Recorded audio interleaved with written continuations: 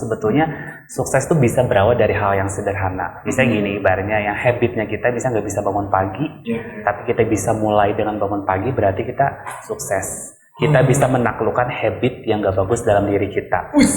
Atau misalnya kita hobi ngegibah orang, tapi kalau misalnya kita bisa mengurangi, bisa untuk menggibah orang, kita udah sukses lah sebetulnya. Nah kadang-kadang kita nggak sadar, ternyata banyak hal-hal kecil yang menghambat keberhasilan seseorang. Nah masa kalau kita mikir ibaratnya aku sukses harus punya restoran, ternyata bangun masih kesiangan. Iya.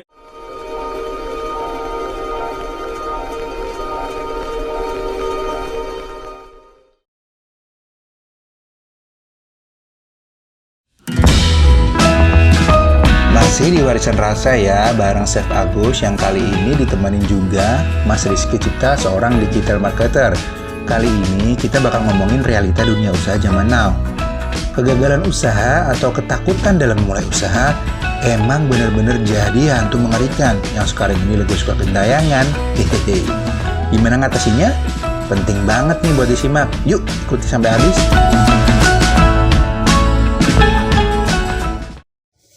Bismillahirrahmanirrahim. Assalamualaikum warahmatullahi wabarakatuh.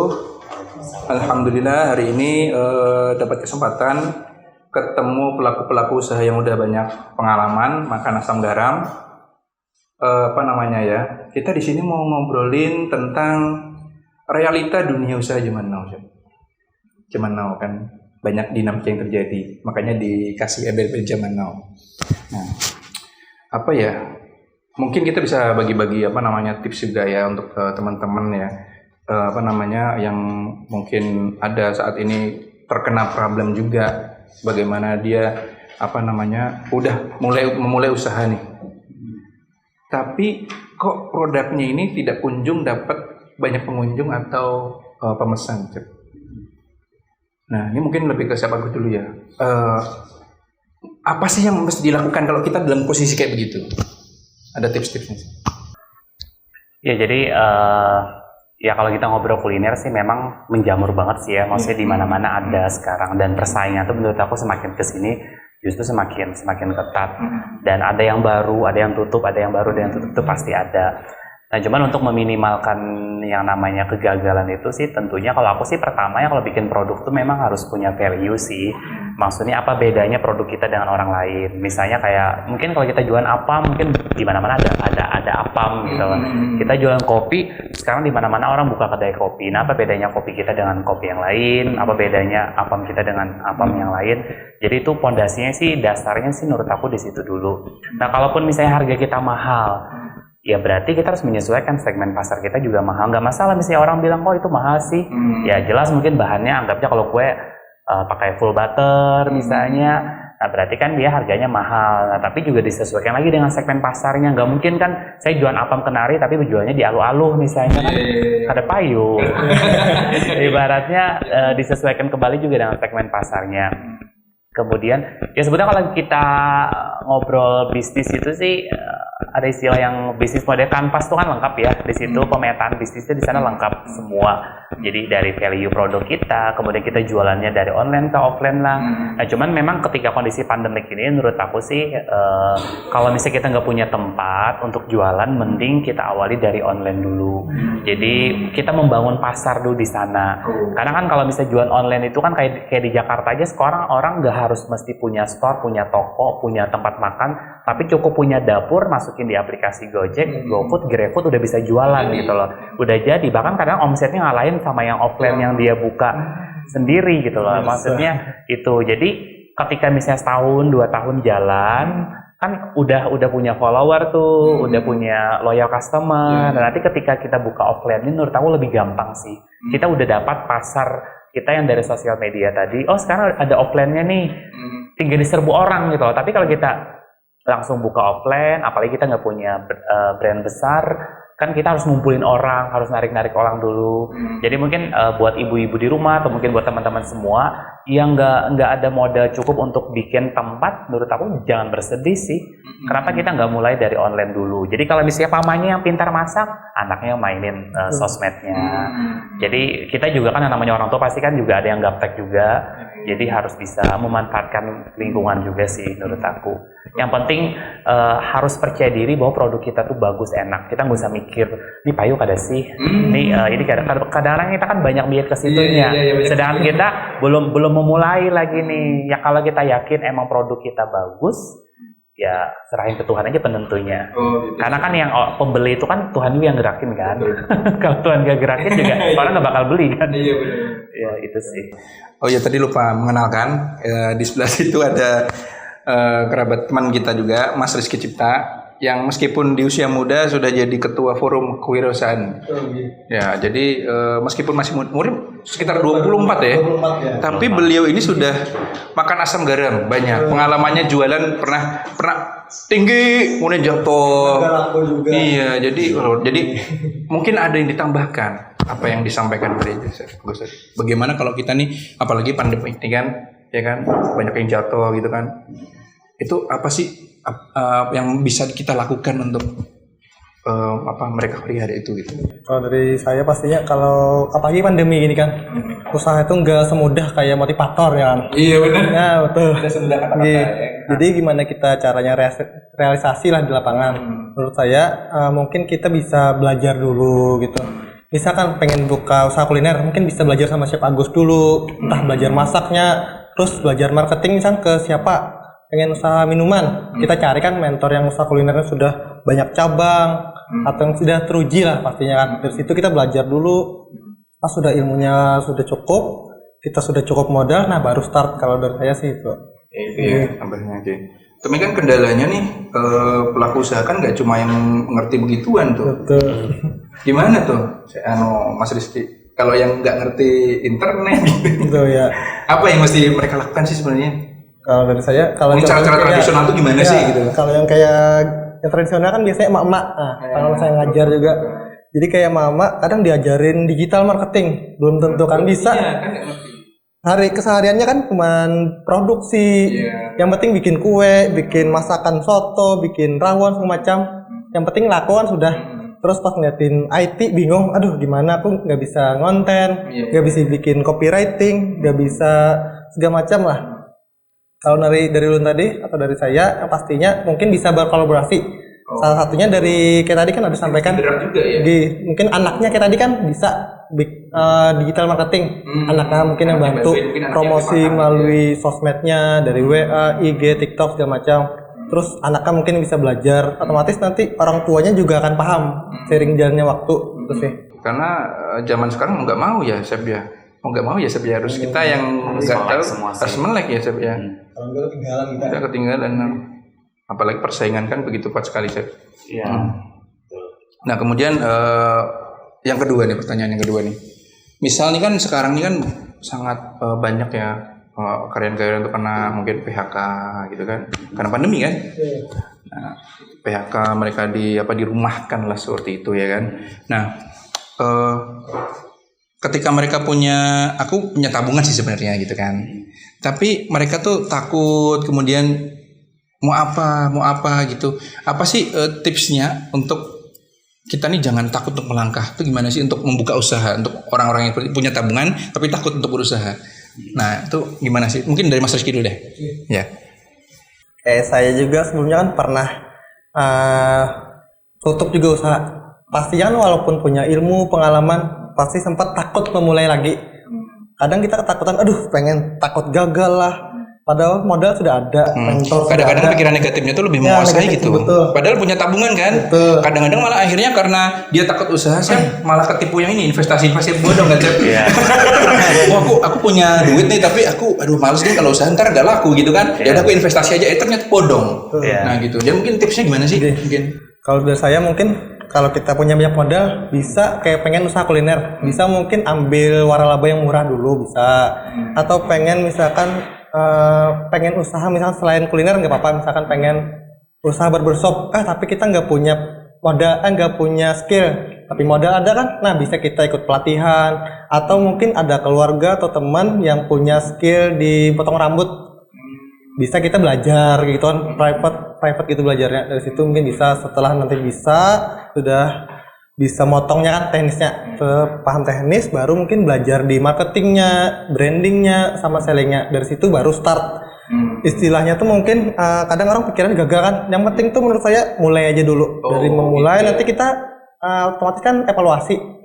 Dari situ nanti kelihatan, oh kenapa mungkin penjualannya sepi, terus kenapa pelanggan ini nggak balik lagi. Nah dari situ kita belajar sambil kita tanyain customernya, minimal kan dari kawan-kawan sama database customer yang sudah ada, kita tanyain kenapa Bu, apa yang kurangnya dari layanan kita atau dari produk yang kita pasarkan. Dari situ bisa kan. Nah dari situ nanti kita evaluasi, mungkin di bulan kedua baru kita perbaiki. Nah dari situ bisa, kalau dari pengalaman saya sih. Dari pengalaman Mas Riki seperti itu ya. Jadi memang hal yang paling penting tuh jangan takut melangkah dulu ya. Karena kadang-kadang itu kan benar-benar mungkin 90% menguasai otak kita gitu Sep ya. Jadi prosesnya. Jadi kalau ada tambahan mungkin dari Sep, ada tambahan untuk itu? Ya jadi memang benar sih apa yang Mas Rizky bilang, semua itu sih didasari oleh pengetahuan ya. Karena maksudnya nggak mungkin kita bisnis jualan donat tapi kita nggak ngerti cara bikin donat seperti apa. Dan yang utama itu salah satunya adalah ketika kita mau memulai bisnis itu, kita ya sebagai owner itu harus benar-benar tahu ya standarisity-nya. Artinya kita nggak asal nyuruh orang. Karena sebetulnya kita juga menjaga-jaga ketika tiba-tiba ada karyawan kita mendadak resign. Akhirnya kita kan terkesan bergantung dengan karyawan kan. Nah, yang juga kadang-kadang saya juga pernah merasakan momen seperti itu. Artinya ketika kehilangan karyawan, mau tidak mau kita akan memulai kembali dari nol. Tapi kan pada yang dasarnya tadi kita emang yang bikin menu mie banjir, yang memang bikin resepnya jadi kita ya santai-santai aja. Karena kan kelebihan kita di situ gitu loh. Nah, ya selain didasari dengan ilmu dan pengetahuan, sebetulnya juga kita juga kudu diperbanyak bergaul dengan orang-orang yang juga pelaku di bidang kuliner lah ya. Karena kan lingkungan itu sangat berpengaruh, semangat, kemudian motivasi, sharing dari mereka. Kemudian juga kalau saya sih pribadinya, kalau apa yang saya suka follow di Instagram. Karena banyak sedikitnya saya melihat lah ya, maksudnya melihat siapa sih yang menjadi inspirasi saya, siapa sih yang menjadi semangat saya. Artinya yang di follow itu yang berfaedah semua lah. Karena ya kalau misalnya saya masak, berarti saya juga akan memfollow orang-orang yang sukses di bidang kuliner. Karena itu banyak sedikitnya juga jadi motivasi saya. Nah terkait gagal berhasil, memang mental kita juga perlu diuji sih menurut aku. Mental kita itu perlu diuji untuk gagal. Karena kan setiap orang itu kan punya jatah gagal masing-masing. Kalau bisa kita punya 7 jatah gagal, tapi kita baru 5 gagalnya, oh ya berarti kita masih ada 2 kali lagi jatah gagalnya. Tapi kan di sisi lain kan kita juga pasti punya yang namanya jatah sukses. Jadi buat teman-teman sih menurut aku, nah ini juga tambahan ya gitu ya, segala sesuatu itu dimulai dari apa yang kita pikirkan sebetulnya. Jadi apa yang kita pikirkan itu akan menjadi ucapan, kemudian apa yang kita ucapkan itu akan menjadi tindakan, dan tindakan itu akan menjadi habit atau karakter seseorang yang sebetulnya itu akan berpengaruh terhadap karir seseorang. Nah kadang-kadang orang-orang kita misalnya kadang mungkin juga payu. Nah itu kan dari pikiran kan, dari pikiran kayaknya kada payu. Habis itu jadi ucapan kayaknya anu aja di sini ngalih lah di Jawa payu. Nah itu kan dari mulut kan. Akhirnya dari tindakan jar si anu jangan kada payu juga kayaknya kada mungkin. Akhirnya kita nggak melakukan apa-apa. Nah habis itu menjadi satu habit, menjadi satu karakter yang terus terulang setiap harinya dalam karakter kita. Dan itu kalau nggak diubah, nggak bisa dibuang. Dan itu yang akan mempengaruhi karir seseorang. Artinya apa? Segala sesuatu itu harus dimulai dari pemikiran yang positif. Karena pemikiran positif tentu akan mengeluarkan tindakan yang positif, kemudian juga ucapan yang positif, dan tentu juga karirnya juga pasti akan bagus. Sama juga kan sebetulnya yang membuat orang sukses itu adalah bukan ketika dia berhasil, tapi ketika dia gagal lalu bangkit lagi. Itu kan karena sebetulnya kalau misalnya dengan gampangnya sukses gitu ya tanpa gagal dulu, sebetulnya kalau bagi aku sih justru pembelajaran yang paling banyak adalah ketika kita gagal sih. Mungkin kalau berhasil ya mungkin kayak kita ranking di kelas, udah biasa aja. Kita payu berjualan, mungkin karena berkat perjuangan kita. Tapi yang sebetulnya ketika kita berada bisa di titik itu tuh kan nggak mudah kan. Artinya kita sudah mungkin melewati fase-fase gagal berapa kali gitu loh. Akhirnya kita bisa menikmati satu puncak yang pembelajaran kemarin itu luar biasa. Sama ibarat kayak kita naik sepeda gitu ya, jalannya sakit. Tapi kan dalam jarak 50 meter, 100 meter kita nggak tahu jalan di sana itu mulus gak sih. Nah, sama halnya kehidupan. Kalau misalnya jalannya berlobak, jatuh, naik sepeda lagi, jalan lagi. Karena nanti di kilometer berapa kita akan menemukan jalan-jalan yang mulus gitu.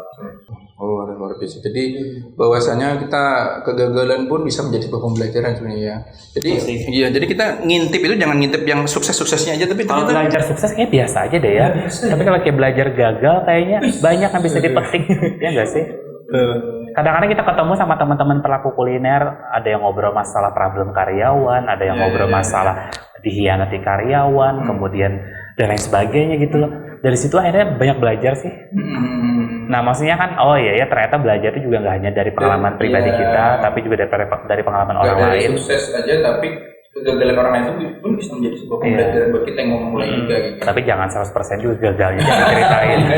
Ntar kapan majunya gitu. Itu kan buku, cerita buku gagal jadi ceritain. Suksesnya kapan gitu ya. Tapi gagal story ya. Jadi isinya gagal semua. Oke. Nah, jadi ngomong-ngomong sukses tadi sempat menyinggung sukses Chef Agus ya. Deskripsi sukses. Nah, menurut Chef Agus dan Mas Rizky, Chef Agus dulu deh. Monggo. Apa ya, kan orang mungkin ngelihat sukses, tapi kadang kita juga merasa belum sukses. Itu kan karena penilaian orang untuk ukuran orang sukses itu kan beda-beda ya. Mungkin ada orang yang bilang saya wah sukses benar lah. Oh ya dia lumayan sukses. Katanya kan itu kan masing-masing definisi sukses tiap orang itu beda-beda. Kalau saya sih sebetulnya semakin banyak bisa memberi manfaat buat orang lain, dan di situ semakin banyak juga akhirnya saya bisa meraih yang namanya keberhasilan atau kesuksesan. Artinya mungkin sekarang kita masih punya 22 karyawan, dan mungkin pencapaian di berikutnya kalau kita semakin banyak bisa membantu orang, memberi manfaat, menjadi jembatan rezeki buat banyak orang. Di situ sih yang aku bilang sukses. Artinya di situ juga sebetulnya kita juga menghantarkan banyak orang, karena kan di situ kan sifatnya kita juga kan sharing ilmu. Saya juga banyak loh yang keluar dari warung saya itu yang akhirnya dia buka usaha sendiri, dia bisnis kuliner sendiri, yang tadinya dia dari kampung ibaratnya nggak bisa masak sama sekali. Saya ada karyawan gitu ya, dia dari kampung, dari Marabahan, kemudian pertama kali ditaruh itu dia di bagian servis. Kemudian tamu minta, Mas saya nambah sate ayamnya 5 tusuk katanya. Terus tau nggak, sate ayam diambil sama tusuk, terus diginiin ke tamunya. Ini katanya sate ayam, jadi nggak pakai piring. Itu ketangkap di CCTV. Nah maksudnya kan, ya ampun nih orang. Kita mau ngomelin juga salah. Karena pada dasarnya kan dia kan, ya mungkin dari kampung, nggak ada pengalaman, nggak ada ilmu. Tapi dari situ akhirnya dia benar-benar bisa masak mie banjir yang enak, dan ikut saya itu udah berapa ya, udah 5-7 tahun. Dan sekarang dia resign dari mie banjir dan dia buka usaha sendiri gitu ya. Dan disitulah ada satu kebanggaan, ada satu keberhasilan. Artinya ya berhasil tidak hanya untuk diri kita sendiri, tetapi kita juga bisa meregenerasikan keberhasilan-keberhasilan lainnya gitu. Mantap banget. Jadi kalau menurut Chef Agus itu berhasil itu bukan hanya karena sekarang dulu naik motor, sekarang naik mobil. Wah dulu rumah kontrak, sekarang di rumah kayak sultan gitu. Ternyata kesuksesan yang sebenarnya menurut aku adalah bagaimana meregenerasi kesuksesan itu. Benar. Kalau misalnya mobil, rumah itu kan sebetulnya relatif sih ya. Maksudnya kita nggak bisa ngelihat orang ibaratnya walaupun rumah mewah, tapi kan belum tentu ibaratnya dia memberi manfaat untuk banyak orang misalnya kan ya. Jadi kita nggak bisa ngelihat dari bukan fisik sih ya, maksudnya kita nggak bisa ngelihat dari fisik hartanya. Tapi kan ada juga orang yang mungkin slow aja, tapi justru dia banyak ngasih manfaat buat yang lain. Keren banget. Nah kemudian Mas Rizky, deskripsi sukses menurut Mas Rizky, monggo. Kalau dari saya sendiri, definisi sukses itu bukan sekedar banyaknya harta yang kita miliki. Kadang kan banyak orang yang sudah kaya, banyak mobil, terus asetnya banyak, tapi belum tentu kan dia itu tenang. Tapi ada juga orang yang sederhana, tapi kita lihat ceria, terus bahagia. Dari situ kan bisa kita lihat, oh mungkin dia ini suka berbagi, suka berbagi itu kan tidak selalu uang, tapi bisa juga misalkan kita punya skill di marketing misalkan, bisa kita bagikan sedekah ilmu ke relasi kita, ke yang ada juga di sekitar kita. Ini ada wirausaha baru, mereka kan bingung gimana cara memasarkan produk, bisa kita sharing-sharing, bisa berupa kontennya kan sekarang bisa melalui Instagram, YouTube, terus kalau offline bisa kita ngisi sharing aja gratis ke Bapak. Dari situ kan biasa rezeki datang sendiri. Nah, itu sih pengalaman saya. Oke. Jadi luar biasa ya. Jadi kita mendapatkan makna kesuksesan itu dari sudut pandang yang berbeda gitu ya, Chef ya. Karena jamak sekarang kan kayak begitu, Chef. Sukses nih gitu. Ini sudut pandang yang lain yang luar biasa sekali. Sama sebetulnya mungkin kalau boleh menambahkan, sebetulnya sukses itu kita nggak usah ngelihat muluk-muluk dengan ibaratnya punya mobil banyak, punya rumah mewah, atau mungkin karir yang bagus. Sebetulnya sukses itu bisa berawal dari hal yang sederhana. Misalnya gini, ibaratnya yang habitnya kita bisa nggak bisa bangun pagi, tapi kita bisa mulai dengan bangun pagi, berarti kita sukses. Kita bisa menaklukkan habit yang gak bagus dalam diri kita. Atau misalnya kita hobi ngegibah orang, tapi kalau misalnya kita bisa mengurangi, bisa untuk menggibah orang, kita udah sukses lah sebetulnya. Nah kadang-kadang kita nggak sadar, ternyata banyak hal-hal kecil yang menghambat keberhasilan seseorang. Nah masa kalau kita mikir ibaratnya aku sukses harus punya restoran, ternyata bangun masih kesiangan. Iya. Ya nggak sih? Kita pengen kerja sama orang banyak, sedangkan kita masih ada nggak jujurnya misalnya. Ya, benar. Nah ternyata habit-habit yang kecil-kecil tadi harusnya itu yang mulai dirubah. Karena ketika kita bisa menaklukkan itu udah sukses kok sebenarnya. Baru ke hal yang besar lagi. Ini nih besok Ramadan untung sudah. 30 hari ya, 30 tema. Loh, jadi makanya ketika saya pertama kali ngeliat Chef Agus waktu di masjid itu, nggak salah waktu itu sholat zuhur asar ya, saya melihat seorang public figure sholat tepat waktu itu sudah ada feeling wah ini bakal pasti nih pandangan viral nih. Apalagi kalau saya lagi minum ya, minum es teh maksudnya. Di HBI gitu nongkrong tapi minum es teh. Viral juga tuh. Auto viral Chef. Kayaknya kalau saya nongkrong tempat clubbing ya bakal interview lagi nih ya. Karena kan sisinya beda. Memang benar-benar sesuai ketika ngobrol, memang pandangannya luar biasa gitu loh. Jadi apa ya, out of the box lah. Nah, kalau ya kita bisa di sana. Nah jadi gini, kita menganjak pertanyaan terakhir. Pertanyaan terakhir ini adalah pertanyaan yang saat ini banyak membelit orang-orang. Ya, banyak istilahnya tuh membuat orang itu menjadi malah akhirnya terbelenggu. Ya.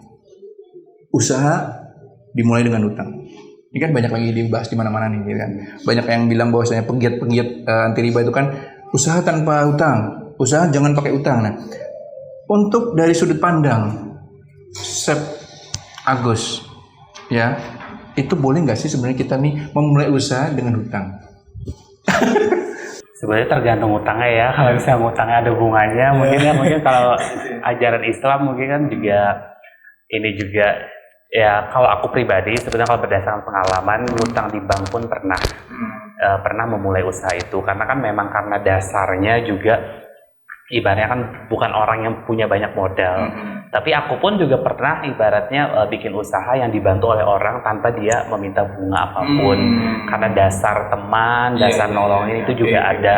Jadi sebetulnya kalau kita memang punya kepercayaan yang bagus terhadap orang lain, misalnya ada teman yang bantu yang mau investasi, menurut aku ya kalau bisa sih jangan ngutang di bank misalnya, tapi ngutang yang sifatnya ibaratnya nggak ada bunganya lah ya, maksudnya yang syariah lah bahasanya. Aku tidak menyalahkan ngutang, karena menurut aku juga kalau misalnya kita mungkin menunggu kita ada rezeki banyak atau kita harus nunggu nabung beberapa tahun baru terkumpul, itu justru akan bukan menghambat sih, memperlambat lah keberhasilan seseorang. Artinya gini, misalnya kita punya ide bagus, aduh nih ideku nih bagus banget nih, tapi aku sayang nggak punya modal. Habis itu oke, kita ngajak teman, entah itu kita ngajak teman buat kolaborasi atau cuman hanya sekedar ngutang misalnya buat tapi kan nanti kan ada satu jaminan, ada satu kepercayaan, itu menurut aku nggak masalah. Artinya nanti yang penting ketika kita sudah berhasil, ya utang kita tadi ya kita kembalikan. Harus punya tanggung jawab untuk itu. Harus ada tanggung jawab itu. Jadi menurut aku jangan menghambat juga sih. Karena kalau misalnya kita nunggu punya duit, sayang, ibarat kita seakan-akan masih apa ya, kayak cuman ngubur mimpi gitu. Iya, betul. Jadi ya tadi ngutang bisa. Tapi dilihat tipe ngutangnya dulu. Kayak gitu ya, Chef ya. Iya, ngutangnya dulu. Iya benar. Jadi tapi kan maksudnya kalau memang ada teman yang mau bisa diajak kolaborasi, dia modalin itu juga boleh. Tapi kalau terpaksa ngutang, tapi dengan pertanggungjawaban yang bagus, menurut aku nggak masalah. Karena juga banyak orang yang sebetulnya berhasil. Dulu aku sempat ngutang loh. Tiba-tiba dia jadi jutawan dan pembisnis kuliner yang sukses itu banyak banget ceritanya kayak gitu. Gitu sih. Nah kemudian kalau dari versi Mas Rizky Kalau dari saya sih mungkin kalau dari hutang tadi kan, mungkin kalau wirausaha muda saran saya kalau bisa dihindari dulu sih hutang. Karena biasanya kan kalau wirausaha muda itu modalnya pas-pasan. Nanti misalkan hutangnya 10 juta. Ternyata usaha itu gagal, nah terus nanti bingung kan, otomatis nambah hutang lagi lain. Terus caranya mungkin kalau dari saya cara yang simpelnya mungkin bisa kongkon sama teman, patungan, atau Ya, mungkin tadi ya kayak siapa kolaborasi tadi, tadi. Betul, Kolaborasi tadi ya. Terus bisa juga kalau dari saya tambahan mungkin bisa kerja dulu misalkan di tempat Chef Nabung Agus, gitu ya. mungkin nabung dulu, setelah terkumpul ilmu dapat, relasi dapat juga kan bisa buka. Tapi kalau bisa setelah membuka itu kalau bisa tetap menjaga relasi atau hubungan dengan pemilik usaha sebelumnya. Jadi bukan jadikan kompetitor. Jadi kalau bisa mungkin dari supply-nya atau mungkin terus silaturahmi jalan, dari situ bisa sih kalau menurut saya. Gitu ya. Jadi apa namanya itu tadi apa namanya tambahan pengetahuan ya menurut Chef Agus bahwasanya ngutang is oke saja, but lo lihat dong ngutangnya caranya gimana, gitu ya Chef. Lebih sesuai kemampuan sih. Maksudnya kalau ngutangnya masih mahasiswa 100 juta yang harusnya porsinya aku kan itu salah juga. Kalau misalnya kayak aku kan pasti kan paham akan kapasitas aku dengan mungkin penghasilan segala macam itu juga ini Mesti ngukur juga ya. harus ngukur. Misalnya kalau misalnya jualan cilok masa ngutang 25 juta gitu ya. Nah artinya kan kita juga ketika ngutang juga disesuaikan nih bisnis yang mau kita bangun seperti apa. Dan jangan terlalu nekat juga sih karena kan bahaya kan. Kebanyakan tuh ada yang nekat akhirnya ketika kolaps kan akhirnya nggak bisa bayar. Ya tadi tidak salahnya lah segala sesuatu itu dimulai mungkin dari gerobakan dulu atau usaha online. Mungkin dengan usaha online kan kita cukup modal, mungkin cuman peralatan apa, tempat kan kita nggak nyewa. Kalau misalnya lulus kuliah tapi nekat mau bikin konsep yang ruko yang habisnya 0,5 M, sedangkan misalnya bayarnya masih ngandalin omset dari jualan itu. Nah itu kan ibaratnya masih kayaknya berat sih kalau kayak gitu kan. Nah kita sesuaikan lah dengan kemampuan kita juga. Luar biasa. Jadi Jangan paksakan. jadi paksaannya ngukur dulu kemampuannya. Kira-kira ngutang segini bisa nggak gitu kira-kira gitu kan? Apa yang dijual? Gimana ininya? Gitu. Karena kan ngutang juga kan apalagi kalau sama teman kepercayaan tuh penting sih menurut aku. Karena maksudnya kita jangan memandang oh dia enak orangnya santai baik enggak. Karena sesuai dengan apa ucapan di awal kita. Saya ngutangnya nanti bulan Maret ya saya bayar. Ternyata lepas dari situ ya mungkin dia orangnya santai. Mungkin bisa aja dia menunggu konfirmasi dari kita atau mungkin alasan dari kita. Nah itu kaitannya lebih ke kepercayaan sih, karena kalau ngobrol kepercayaan tuh kita ngobrolnya jangka panjang. Betul. Meskipun yang kita tahu yang kita utang ini orang kaya dia nggak kepake, tapi kita tetap harus jaga kepercayaan dia dengan mungkin rutin ngasih kabar, mungkin seperti ya Sebia, jangan diem aja tahu-tahu hilang gitu. Ya, jangan ngasih kabar ngutang lagi. Tambah lagi dong gitu ya. Padahal si yang ngutang ini udah seneng-seneng ya, wah nih bayar nih, ternyata ngutang lagi Sebia. Karena sebetulnya kalau kita tepat waktu juga akhirnya orang yang mau bantuin kita juga dulu orangnya tepat waktu. Dulu orangnya juga komitmennya bagus. Kepercayaan sih. Oke. Jadi ngutang yuk.